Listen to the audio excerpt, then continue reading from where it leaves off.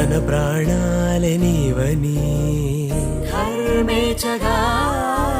తన మనసంత నీదని అర్థేచగా తన వలపంత నీకని కామేచగా అవధులు లేని ప్రేమకై మోక్షేచగా మూడు ముళ్ళతో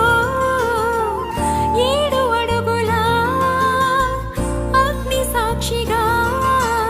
ఇద్దరు ఒకటిగా మారగా మరుపేలేని సంతకం వెళ్ళి పుస్తకం